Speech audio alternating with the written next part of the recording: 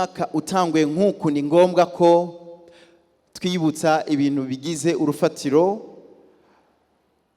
no kubaho k'uyu muryango.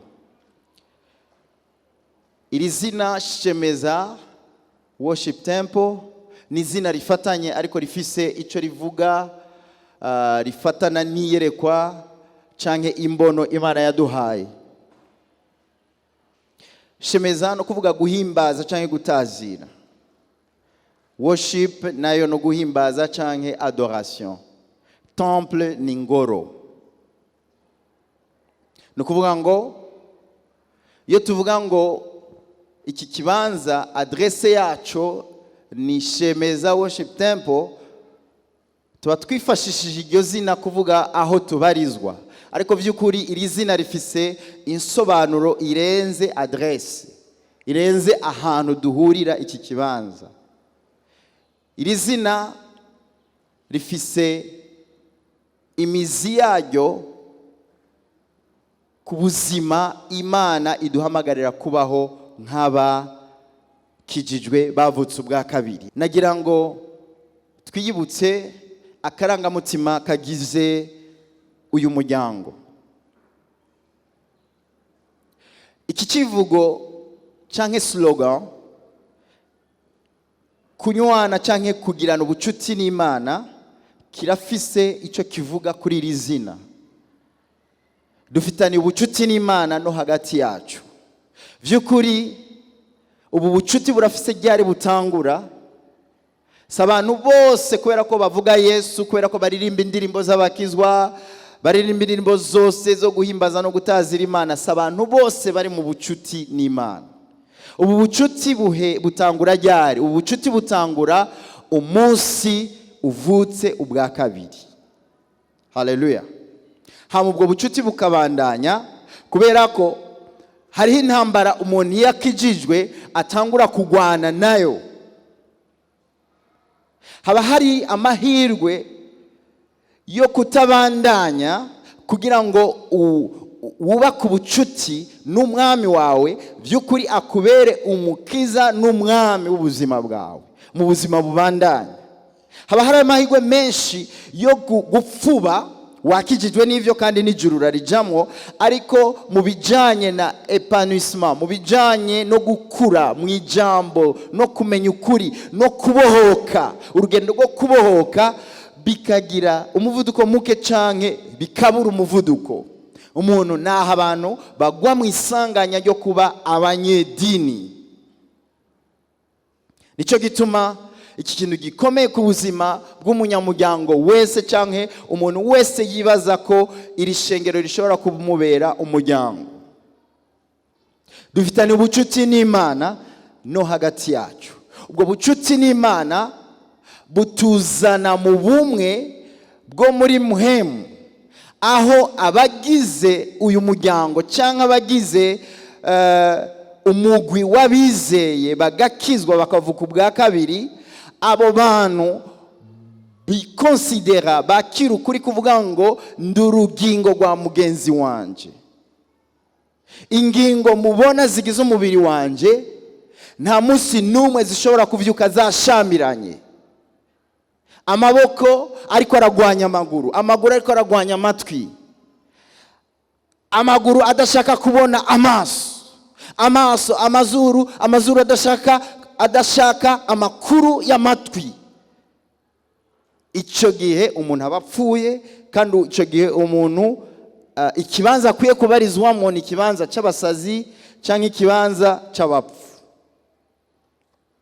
Biratangaje rero iyo tudahaye agaciro ubwo bucuti buri hagati yacu n'Imana. Biratangaje ingene bene iyo negligence, bene uko kutavyitaho biheza bigakura bikanyoha ubucuti nategeza kugiranira na mwene data. Ico gituma mwishengero uzawumva ngo miyameni kwaza, ngo kandi ujya muntu sindamudijera, kandi ujya muntu jewe sishaka kumubona, ujya sishaka ko dukorana. Haba hari ikibazo cyuko ubwo rugingo ni ruzi cyo gwagizwe kuri uwo mubiri. ikivugo tukigeze ngaha, ivyo birakwiye. Ubumwe bwo muri muhemu ni ikintu ngombwa mu mubiri wa Kristo. Iyo ubumwe bwo muri muhemu budafadika, naho usanga imishamirano, naho usanga ukudafashanya, naho usanga ukutitanaho, naho usanga umwe wese ariko aragwa ukwiwe, naho usanga umwe wese ari nyamwigendako, naho usanga mu ishengero bamwe bafise ivyiyumviro ngo jewe sinkeneye, ndinjira nsohoke hanyuma abandi birabaraba. Bene uwo muntu abadatahura, kandi haba hari n'ikibazo mu gutahura ubucuti bwiwe n'Imana, kuko utabutahuye ngo ubugenderemo ubupratike, ubucuti bwawe na mugenzi wawe ntibushoboka. Niyo mubigerageje na kanya gatonya ntihabura ibibahungabanya, kubera ko uwo muntu mwategerezwa kubaka, uwo muntu mwategerezwa gusenyera ku mugozi umwe, ntategerezwa kwiyumvira nk'uko wiyumvira, ntategerezwa kumota nk'uko umota, nategerezwa gukora ibintu ku murongo nk'uko wavyibaza. Ingingo zihanganira izindi ngingo, urugingo rusapotinga urundi rugingo. Mwene data yitwararika mwene data wundi, yihanganira mwene data wundi, hagize ibigorana akamuhanurana ubugwaneza n'urukundo. Haleluya. Ikindi ni imbono canke vision, imbono ngenderwako y'uyu muryango. Une génération d'adorateurs impactant durablement le monde pour Christ. Urungano rw'abahimbaza Imana bahindura isi mu buryo burama ku bwa Kristo. Tururunganwe bene data. Imana kutwegeraniriza hano, ntidushobora kugenda tudafise inumbero, ntidushobora kwavansa tudafise ikitugenga, icyo twisunga. Icyo twisunga tubona imbere yacu tuko turahamagarirwa, twaregeranijwe, ariko turi urunganwe, turi une génération y'aba adorateurs.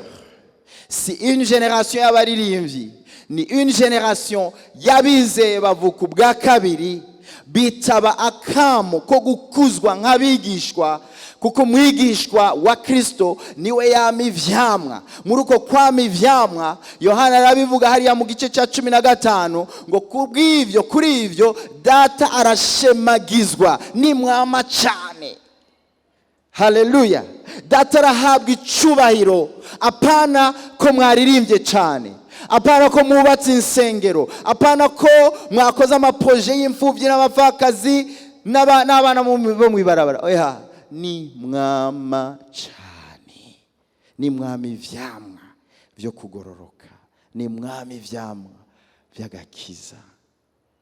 Naho rero dutegerezwa gukura aho hantu tuhagumiza amaso. Mbega ndiko ndakura nk'umuadorateur, ndiko ndakura nk'umwigishwa wa Kristo, apana nk'umwigishwa wa apotre, apana nk'umwigishwa wa bishop, apana nk'umwigishwa wa profete, apana nk'umwigishwa wa,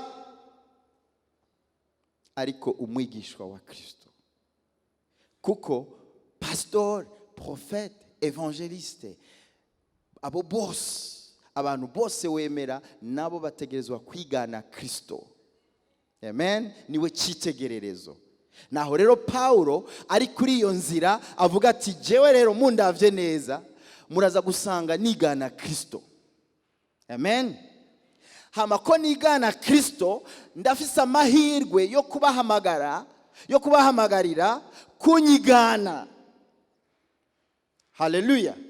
Kuko waruzi ko hari mwene so, hari umukozi w'Imana ushobora kubona ku nzira yawe ukavuga ati uyu ingene yiyumvira, uyu inkoro yiwe, uyu ubuzima bwiwe, naho amapete y'ubukozi bw'Imana, naho ari umusitare kuri televiziyo, naho avugishwa kurusha abazima n'abapfuye, sinomuha ni segonda nimwe yo kumwigana. Kubera iki? Muzobamenyera kuvyo bama. Haleluya. Bene abo bantu bama biroroshe ko bahindura isi ku bwa Kristo. Isi ntibahinduza induru n'ama onction, isi ntibahinduza ama ministere akomeye, isi ntibahinduza igugu ry'abantu, isi ntibahinduza intimidation n'ama protocole. isi bayihinduza intahe. Haleluya. Isi bayihinduza intahe bene data. Ahatwo kugurura ama ministere kuri televiziyo no amasatelite yose akaraba twebwe Shemeza Worship Temple.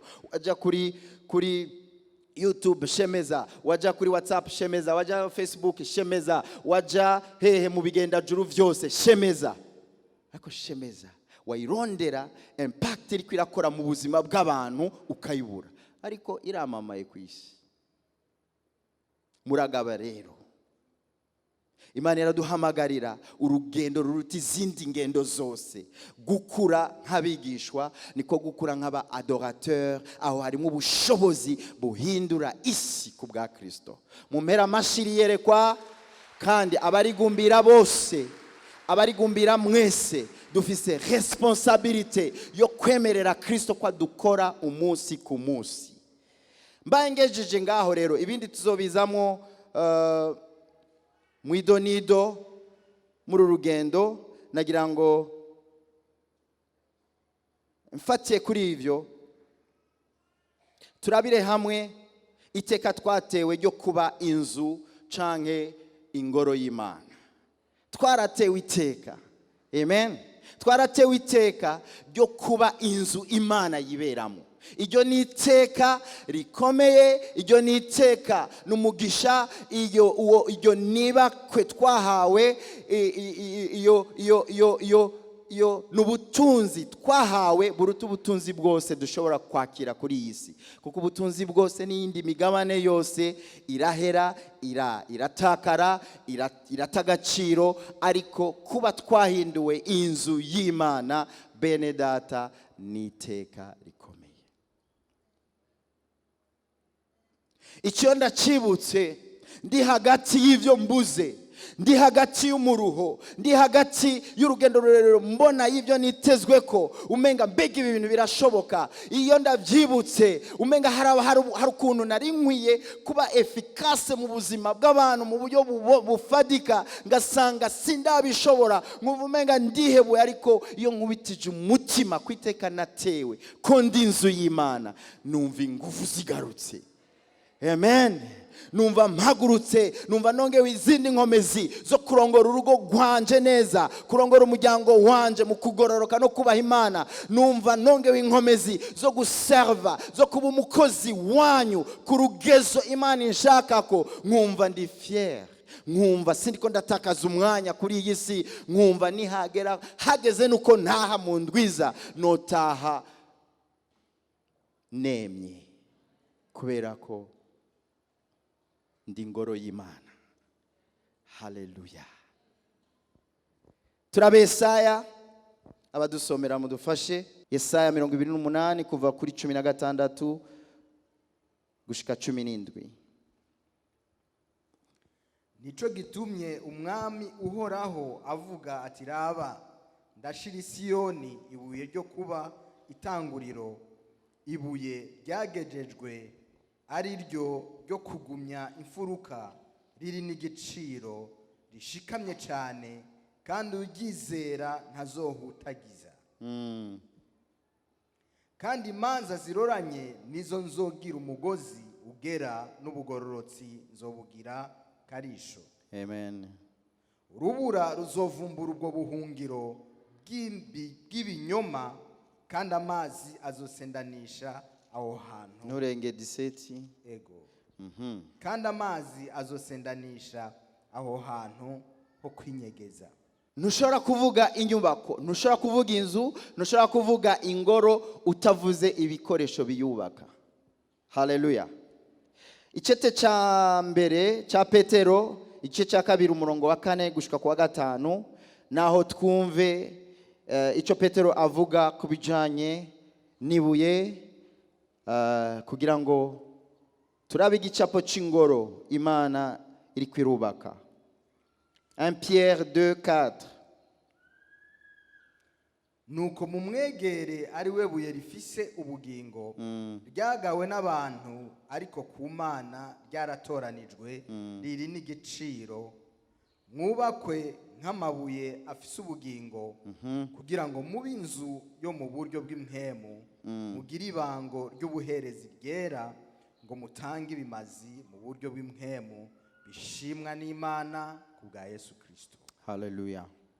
Hano Yesaya umuvugishwa yabibonye imyaka 500 imbere yiwe avuga ivy'iryo buye. Haleluya.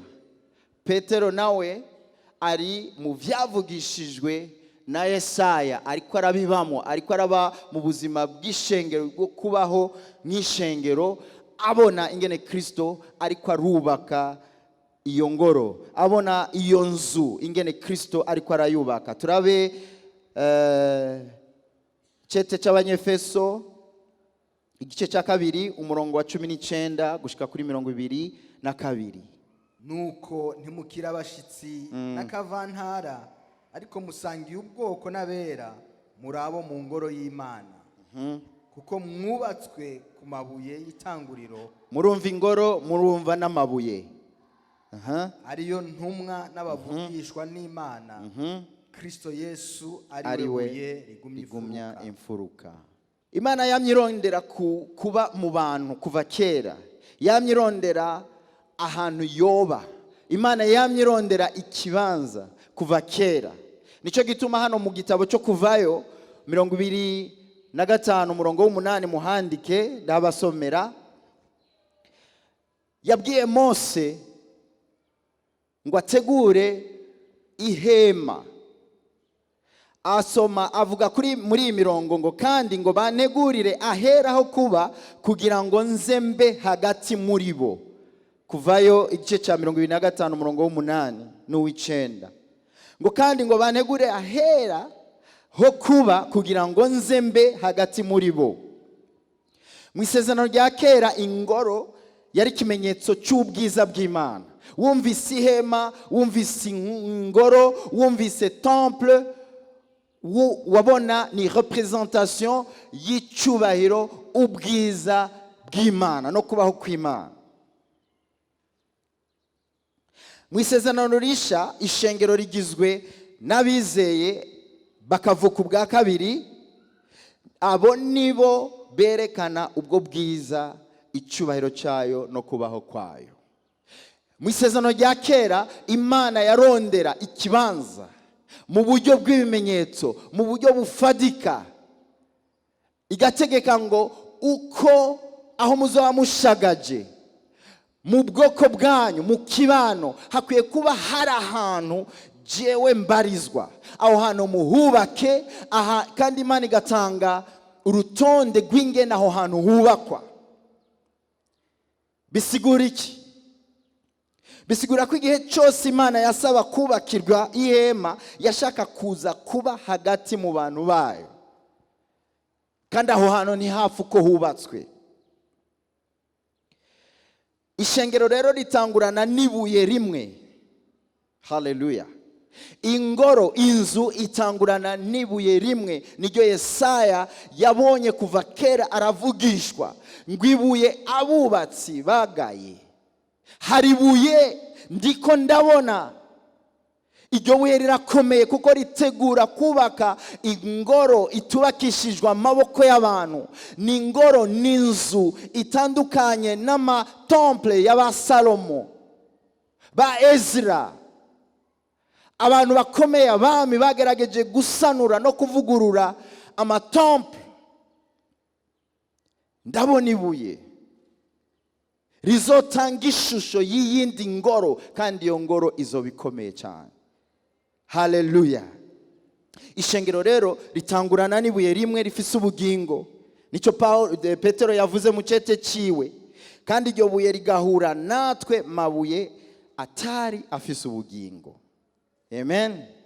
Kuko Petero avuga ngo ibuye, akongera akavuga amabuye. Ayo mabuye ni wewe nanje twari turiho tudafise ubugingo.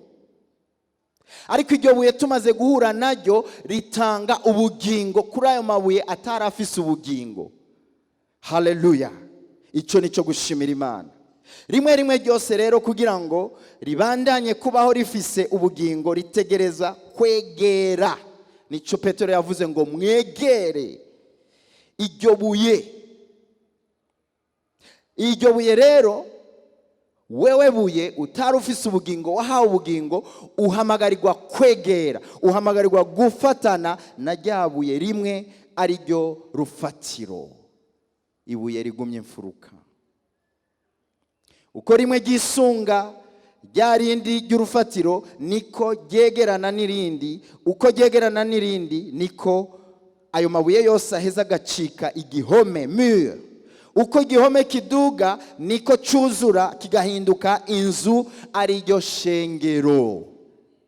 Amen. Iryo shengero rero si shengero iryo ari ryo ryose, ni shengero rifise ubugingo.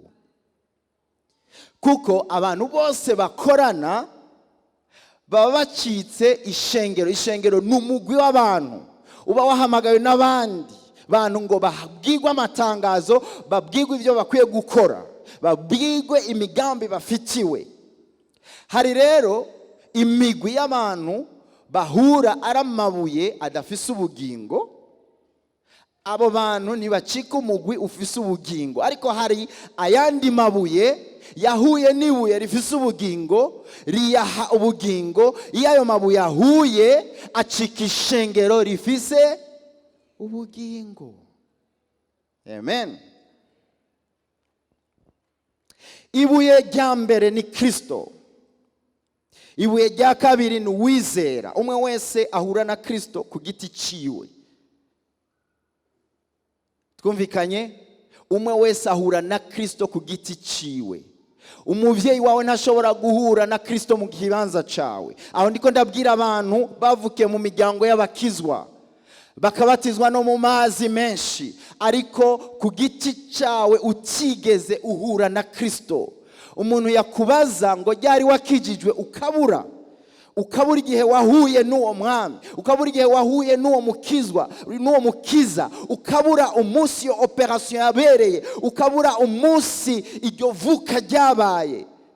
Umviriza, nibuye rifise ubugingo ritegerezwa guhura n'irindi buye ridafise ubugingo, hakaba uko guhana, hakaba uko kwinjizwa, hakaba uko kuvyarwa, hanyuma ugaharugwa mu mabuye afise ubugingo. Amen. Ibitandukanye n'ivyo no kwibera abanyamadini gusa, tugakorera Imana n'amatitre yose, tukaba baririmbyi, tukavuga butumwa aba bishop, tukaba profete, tukabibiki vyose umuntu ashobora kwiyitirira mu ishengero, ariko vy'ukuri atari buye rifise ubugingo.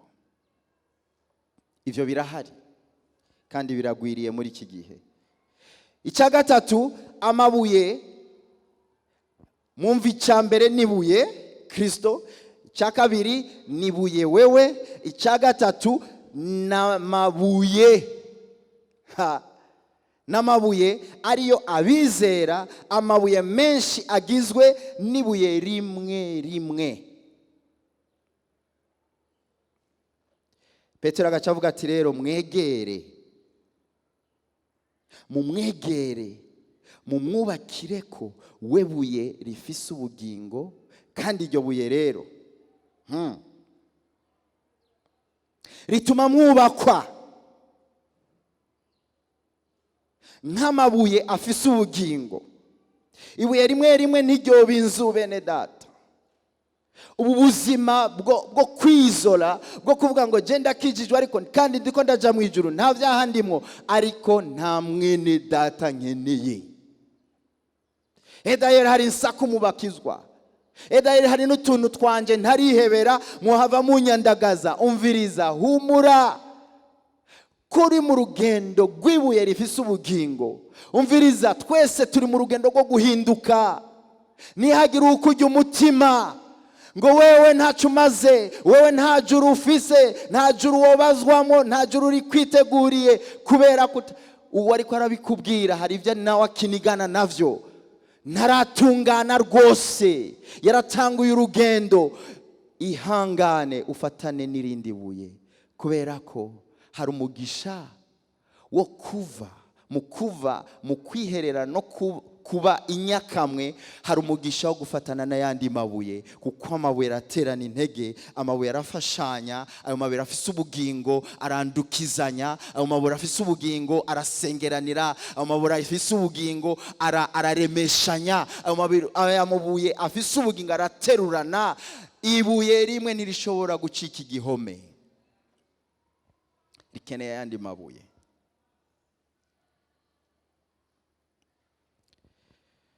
Kugira ngo mube inzu yo mu buryo bw'impwemu, kandi mugire ibango ry'ubuherezi ryera, mutange ibimazi mu buryo bw'impwemu bishimwa n'Imana ku bwa Yesu Kristo. Haleluya. Petero hano avuga ibintu bikomeye cyane. Intambamyi ni iyihe ga bene data? Intambamyi, Petero aravuga ati iryo buye rero hari ikibazo. Byaravuzwe kuva kera, abavugishwa barasemereye batangaza umuzo w'iryo buye, ariko kandi iryo buye ryarashitse. Yohana wo mu gice cya mbere aravuga ngo ingene iryo buye ariyo mucyo, ngo waraje wakira mu mwiza, ariko umwiza urawinuba, winuba iryo buye. Ikibazo ni ikihe? Iryo buye riragawa, rirakengerwa, kandi rikengerwa n'abande. Niwe rikengerwa n'umwubatsi wese kandi yararikeneye. Amen. Mbega hari ivyo uri kurubaka? Mbega ubuzima bwawe burakwiye, buranengeseye? Sinibaza. Twese ubuzima bwacu bugereranwa na ya mazu mubona ngaha mu gisagara canke hanze y'igisagara, amazu ari kwibikwa, amazu atarahera, amazu. Hari inzira aho kuri Avenue de l'Université, nabonye nigeze kubona igihe kimwe sikera, iyo nzu ndayigaya kweri, ni etage. Igihe cyose nciye kuri iyo nzu, ariko uyu muntu arononye amahera kweri. Ukabona ikintu kidafise forme, nta forma gifise, ariko ndazi ko nyeneyo yarafise igicapo cha finition, yarafise igicapo ciherahezwa ry'iyo nzu, ariko abacaho bose baravuga ati uyu muntu amahera arayataye bashi. Ukabona umenga ni ikintu umenga nta sura gifise, ariko mu minsi heze rarahaciye ndavuga mama ubu bwiza. Umuntu wese arahaca akavuga ati ibi byabaye ryari? Umviriza, byarabaye kuko nyene kubaka yarafise igicapo. N'igihe mwarengana mukamucokora ngo rega yatevye, mbega azoyiheza, azohava agwa mu nzira. Hewe ndabiro uyu munsi ni ikintu gisayangana. Umuntu wese hano ari ni chantier, agereranywa na chantier. Umuntu wese ngaha hari ivy'Imana iri kwirubaka, umuntu wese ngaha hari ivy'Imana iri kwirashira ku murongo, ariko mwene se arashaka kukuraka akavuga ati baba uratukishije ishengero, uratukishije umusaraba. Ihangane.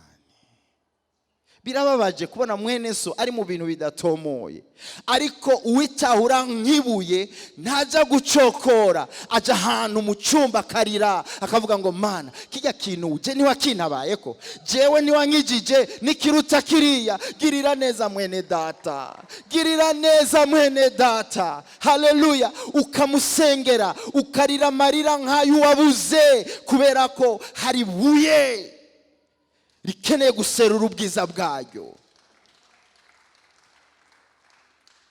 Haleluya. Hari kibazo rero, kimwe mu bibazo duhangana navyo ni mbega urufatiro wubatse ko nirwo ni Kristo. Ikindi kibazo ni ukutemera yuko imibiri yacu iba ingoro y'Imana. Hari kibazo. Ugukomera kw'inzu si bihome, ugukomera kw'inzu si amadirisha, ugukomera kw'inzu si imiryango, si bisakazo canke amarangi ayigize. Inyubakwa yose yubatswe ku rufatiro rutari rwo, amaherezo irahenuka, naho yoba isayangana gute. Hari ikintu kitaboneka hariya, hari ikintu citondewe. Aho niho Yesu yiplasa hariya. kandi naho rero byorohera abubatsi kumusuzugura, naho byorohera abantu bose bashaka kugira ibyo bubatse bakavuga ati none uwo vyirengagiza, uwo kwirengagiza Yesu kwanza ntateye igomwe, kwanza si umuntu wo gushuhira, ibyiwe si ibintu byo gushuhira. Umviriza, umubatsi wese asuzugura ibuye ry'urufatiro abashize inyubako yose mwirinde. Nivyo biba mu buzima bwacu bwa misi yose. None waruzi ingene ingo zacu zisa? Waruzi ko dukwiye kuraba neza ko ibuye rigumye imfuruka? Waruzi ko hari amahirwe menshi 120% yuko hari ibuye ryatewe akagere? Nico gituma turi mu ngaruka. Isi isa ukwisa kubera iki? Iri mu ngaruka yuko yateye akagere, ibuye rigumye imfuruka. Igihugu nk'iki cyacu kiba gisa uko gisa kubera iki? Hari ibuye abubatse abariko barubaka iki gihugu, nawe nanje turimo, hari ibuye twirengagiza umunsi ku munsi. Tugafundikanya ibyacu bijyanye n'amadiplome, tugafundikanya ibyacu bijyanye n'akahise n'imico yacu. Ibuye ryategerezwa kubaka rikagumya ibiriko birubakwa tukagyirengagiza. Umuntu wese agaye iryo buye aba ashaka kubaka ubuzima bwiwe uko ashaka, kandi uko ashaka gutandukanye n'uko Imana ishaka. Inzu y'Imana ugasanga wayihinduye akaguriro. Inzu ni wewe, ni jewe. Ingoro Imana ihimbarizwamo ugasanga wayihinduye isenga ry'abambuzi. Nico Matayo yanditse mu butumwa bwiwe bwiza 21:13. Yesu igihe yasohora abantu bariko baradandariza mu rusengero, arababwira ati handitswe ngo ingoro yanje izokwitwa inzu yo gusengeramwo, ariko mweho mwayihinduye nk'isenga y'abambuzi. Nirihe shengero Yesu ariko arubaka? Matayo 16:18 havuga iki? Havuga ngo kandi kuri urwo rufatiro, kuri urwo rutare, ariko abwira Petero. Petero amaze kwishura ikibazo cy'uwo Yesu ari, avuze ngo uri Kristo umwana w'Imana nzima. Yesu aramubwira ngo uri umuhirwe Simoni Petero, uri umuhirwe kuko kuri urwo rutare nzokubaka ku ishengero ryanje, kandi amarembo ikuzimu ntazorishobora. Amen. Imbere ko wiyumvira communauté, imbere ko wiyumvira irigugu ry'abantu, imbere ko wiyumvira abasenga bose n'abakijije bose bari muri iki gisagara no mu gihugu cyose, bihera ku muntu umwe, ibuye rimwe. Ishengero, ingoro, inzu Yesu avuga yubaka ahera ku muntu umwe ku giti ciwe. Haleluya. Abwira Petero ati kuri urwo rutare nzokubaga ku ishengero ryanje, kandi amarembo y'ikuzimu ntashobora kuzorinyiganyiza. Abizera nk'amabuye afise ubugingo, nkuko Paulo avuga mu gice cya kabiri, mu cete cya kabiri yandikiye Abikorinto 5:17, yavuze ngo dufise ubugingo busha muri Kristo, nk'amabuye yubakishijwe inzu y'Imana. Dufise ubugingo busha muri Kristo. No kuvuga iki? Umubatsi mukuru akongera akaba ibuye rigumye imfuruka mu kubaka inzu yiwe, afata ibuye ryose mu kuboko. Ibuye ryose mu kuboko ni wewe nanje, akariplasa hashatse. Kandi ibuye ryose riciye mu kuboko k'umwubatsi hari amahirwe menshi yuko rishobora guhura n'inyundo. Abubatsi n'abahora bakurikiranira abubatsi kwa kure, haleluya. Hari igihe ibuye imbere yuko rishigwa mu kibanza ribanza guhura n'inyundo, kubera ko ritegezwa guhabwa forme umwubatsi ashaka. hari n'igihe nyene kubaka amaze kuriplasa mu kibanza cyaryo arikurikiza n'inyundo kugira ngo arifixe. Hari inkuru nziza ndabafitiye muri iki gitondo. Wewe wabuye we rifise ubugingo, Imana ntirahezanya nawe, ijuru ntirirahezanya nawe. Haleluya. Hari urutonde Imana igikeneye umunsi ku munsi mu buzima bwawe, mu bijyanye n'ubuzima bwawe bwo kwizera, mu bijyanye n'akazi kawe, mu bijyanye n'umuryango n'urugo rwawe, mu bijyanye n'ibyo witezweho. Hari inyundo umwubatsi ategerezwa kugumana hafi kugira ngo agume ashira ku rutonde, kugira ngo ntiyubake inzu igoramye. Hari igihe usanga mu ishengero nk'uku hari induru z'amabuye, amabuye afise ubugingo, ari muri greve contre umwubatsi. Wambabaje, wambabaje. Umwubatsi iti umviriza, emera ubabare, kubera ko mu mubabaro havamo ibisosa, mu mubabaro havamo ubwiza. Emera ndaguplace, emera nkubite aho hantu harenze, kubera ko aho nshaka kugushira hasaba iyindi forme itandukanye niyo ufise muri aka kanya. Urahengamye ukunkeneye kuguhengurura kugira ngo inyubakwa yanje yitwa ishengero ibiri ku rutonde. Nikaze tena. Haleluya. Gezaho induru. Imana ntiyobewe ibikeneye kujya ku rutonde mu buzima bwawe, kandi bene ivyo bigongwe dushaka ko Imana igira ni vya bigongwe iyo tugiye kwa muganga ngo amenye igihute, tuba dushaka ukamurabana sura ya buluma ngo unaniumiza, muganga akavuga ati ni ntakuumiza mwana, umubiri urabora. Wamuraba ukamubona mu bwansi méchanceté, ariko muganga akavuga ati shaka unyanke, ndiko ndagukonesera, ndiko ndagukora, utegerezwa gukira. Haleluya. Niko mwamabuye mufise ubugingo, umwubatsi uriko aratwubaka muri uyu mwaka arakeneye kuduha iforoma, arakeneye kuduha ishusho itandukanye nuko twahora tumeze. Arakeneye kuko birihutirwa ku inzu yayo yubakwa neza ku murongo, ariko ihera kuri umuntu umwe wese ku giti ciwe. Gezaho induru, gezaho kwidoga, nta cuba. Bamwe bari mu ifuru bariko barotswa kugira ngo Imana ibajye bahiye, ariko nimuguma mukoma induru, muguma musohora utuguru ngo ndahiye. Isha neza, kubera ko ikintu gihiye neza nico gitera apeti, nico kiribwa neza. Haleluya. Haleluya. Haleluya shengero ry'Imana.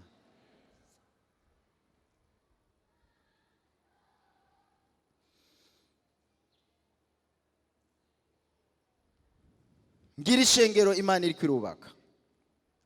Umubatsi mukuru akongera akabibuye rigumye imfuruka mu kubaka inzu yayo, arafise traitement agirira buri buye ryose. Ntushake ko Imana igukorera ivyo yakoreye mwene so, birashobora gusa ariko birashobora no kudasa. Ihangane, wewe umugambi wayo ku buzima bwawe ushobora kuba utandukanye n'uwa mwene data. Gumiza amaso yawe ku mwubatsi, kubera ko agufitiye umugambi udasanzwe muri uyu mwaka. Tumukomera amashyi yemwe. Ingorane twavuze aho haruguru, umuti wazo ni nuyuhe? Imana ihimbarizwa mu ngoro yiyubakiye. Haleluya. Dusomera ibyakozwe n'intumwa 7:47 gushika 50. Actes des Apôtres 7. Ariko Salomo niwe yayubakiye ingoro. Yamara isumba vyose ntiba mu zubakishijwe amaboko, nk'uko wavugishijwe n'Imana yavuze ati ijuru niryo ntebe yanje y'ubwami, isi nayo ni ndava y'ibirenge vyanje. Muzonyubakira inzu ki? Nikuhora habajije. Canke nzoruhukira ahantu ki? mbega intoke zanje sizo zaremye ivyo byose? Uhoraho arabaza. Isumba byose ntiba mu nzu muzubakishijwe amaboko, muzonyubakira inzuki? Uhoraho arabaza. Turaba umurongo turangiriza ko ngaha, Abanyefeso 2:21.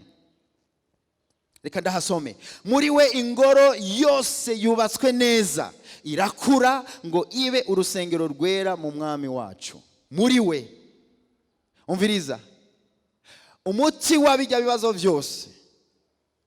Kera yatuma abantu ngo bubake ahigerera, yatuma ba Mose n'abandi ngo bubake tente, yubake temple, yubake ingoro kugira ngo izegerere muri bo.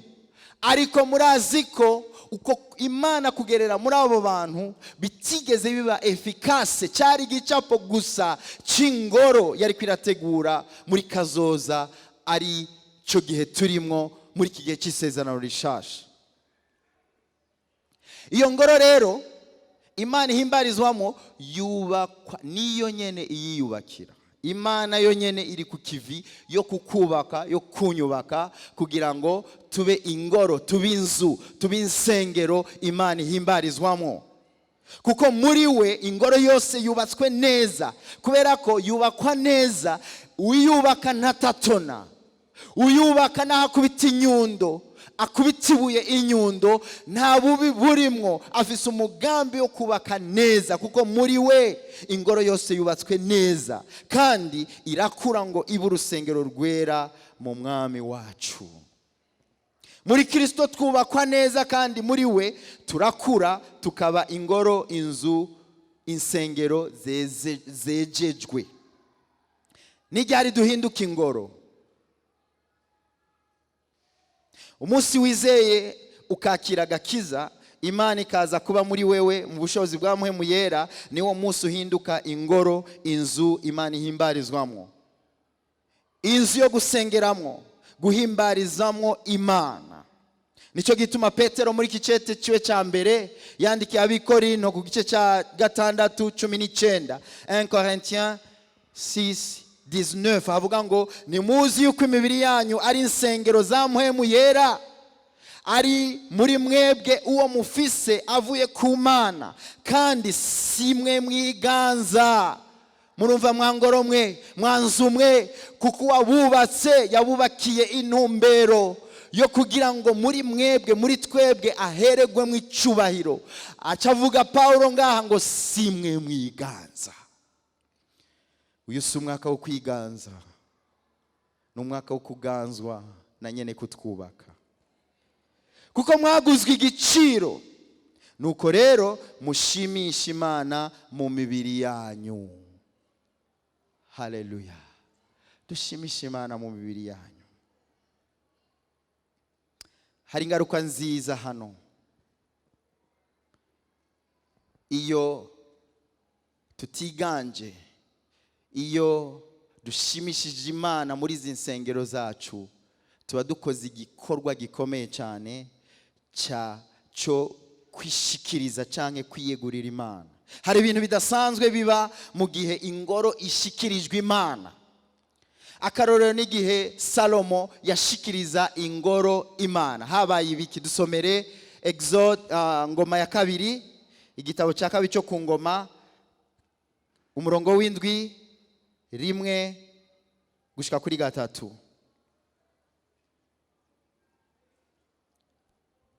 2 Chroniques 7. Nuko Salomo arangije gusenga, umuriro utibuka. Aha hari hakozwe igikorwa, ingoro bari bamaze imyaka bubaka, wari umunsi wo kuyishikiriza, no kuvuga ngo inauguration, wari umunsi w'ibirori, ariko uwo munsi wari ugizwe n'amasengesho no kuyegurira Imana nyene kuyubakirwa. Salomo rero arasenga. Nuko Salomo arangije gusenga, umuriro utibuka uvuye mu ijuru, utongora ibimazi by'ukoswa n'ibindi bimazi, ubwiza bw'Uhoraho bwuzura iyo ngoro. Haleluya. Abaherezi ntibaba bagishobora kwinjira muri yo, kuko ubwiza bw'Uhoraho buyuzuye. Amen. abisirayeli bose babonye ingene umuriro utibutse n'ubwiza bw'uhoraho ingene bwari kuri iyo Bagira ngoro iki? bunamika amaso barunama bashika hasi ku mabuye ahashashe barasenga bakengurukira uhoraho bati uhoraho ni mwiza kuko imbabazi ziwe zamaho ibihe bidashira. bidashira. Haleluya. Wangorowe, ngibi biba muri wewe, ngubu ubuzima dutangura kubamo no kugenderamwo iyo twebwe ingoro twiyeguriye twishikirije Imana nyene kuyibamwo. Umuriro uratibuka utongora ibimazi vyose. Umuriro ni iki mu buzima bw'uwizeye? Waruzi ko absence y'umuriro mu buzima bw'uwizera ni ikigereranyo cyo kubaho mu kutezwa, kuko umuriro uratongora, uraturira. Umuriro urapurifiya izahabu kugira ngo yere isayangane, ihura n'igikoresho cyitwa ikintu cyaje mu gushikiriza ingoro Imana. Umuriro waratibutse. Salomo amaze gusenga haraba purification, haraba igikorwa cyo kweza no gutunganya. Ikindi cya kabiri cyabaye ni ubwiza bw'Imana bwuzura iyo ngoro. Igituma Yesu yafashe inkoni asohora abari ko baradandaza aho muri iyo ngoro, yari ko akora ikintu mu buryo bw'ubuhanuzi, ingene ingoro azobamwo atakindi zo kwitirirwa, atakindi itegerezwa kudandarizwamwo, atakindi yuzuzwamwo. Ingoro, imibiri yacu ni insengero za mpwemu yera, ikwiye kuzuramwo ubwiza bw'Imana.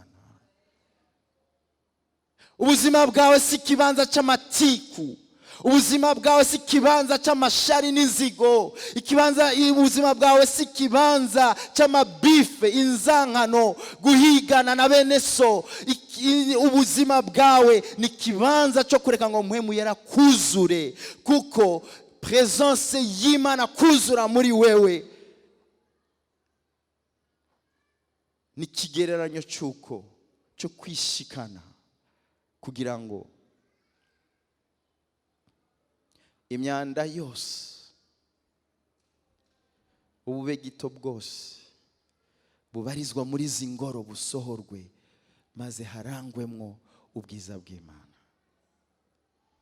Biraryoshe kubaho ubuzima bwo kwizera no kugendana n'Imana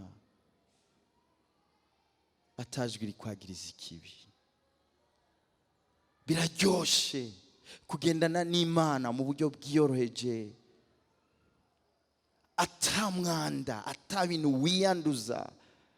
Biraryoshe kubana n'Imana mahoro, niko guhimbaza. Ndabiri cyakurikiye ngo abaherezi ntibaba bagishobora gukora imigirwa n'imigenzo yabo ya misi yose, kubera ko nta kibanza, kuko umuherezi mukuru yari yamanutse. Haleluya. Abaherezi barabura aho baca kugira ngo babandanye za programe za misi yose nizikenewe. Icyo kibanza cyuzuye mu bwiza Imana yahishikiye. Haleluya. Bene data, hari igihe twiremesha mu byo dukora, mu bikorwa, mu kuba busy, kw'ivyo bituma Imana itwemera, ariko Imana ikarondera ikibanza cyayo mu buzima bwacu, tugasanga twagipakiyemo imigenzo n'amaprograme yose asa nayo gukorera Imana, ariko Imana twarayiteye akagere mu buzima bwacu. Ubuzima bwacu butuzuye icubahiro n'ubwiza bw'Imana. Ndabiri icyaciye gikurikira muri iyo ngoro, ishengero ryose ry'Abisirayeli byagenze gute? Ngo ribonye uwo muriro, ribonye icyo kintu cyuzuye, ubwo bwiza bwuzuye mu ngoro y'Imana, ngo rirunama, rishika hasi, rirasenga, ngaho ritangura guhimbaza. Ata protocole, atamuririmbyi ari ngaha avuga ngo duhaguruke dupfukame tumanike amaboko. Oyaye, izi ni ingoro zihimbarizwa mu Imana. Nizikeneye protokole y'indirimbo, nizikeneye protokole y'ibitari, nizikeneye umuntu aguma hano avuga ati kugira ngo tumenye ko amavuta yamanutse, terura intebe nimujyame. Umviriza, kuko ndi ingoro. Ubwiza bw'Imana ndabwumva n'umujya w'igitari utaravuga.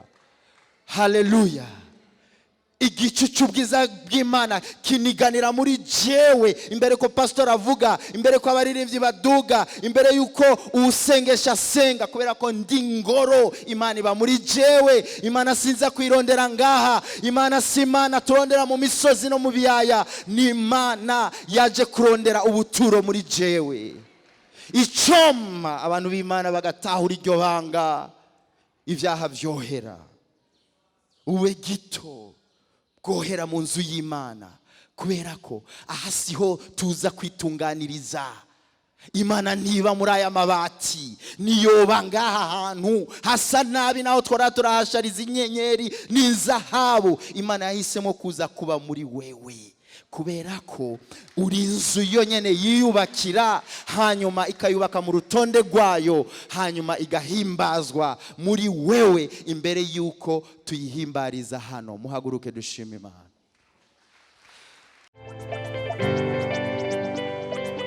Nous vous invitons dans nos programmes de la semaine. Mercredi, intercession de 10h à 15h. Vendredi prophétique de 17h30 à 19h30. Dimanche pour le culte de 9h30 à 12h. Pour plus d'informations, rendez-vous sur les différentes plateformes de l'église Shemeza Worship Temple, site web www.shemezawworshiptemple.org, chaîne YouTube Shemeza Worship Temple ou bien sur notre page Facebook. Que Dieu vous bénisse.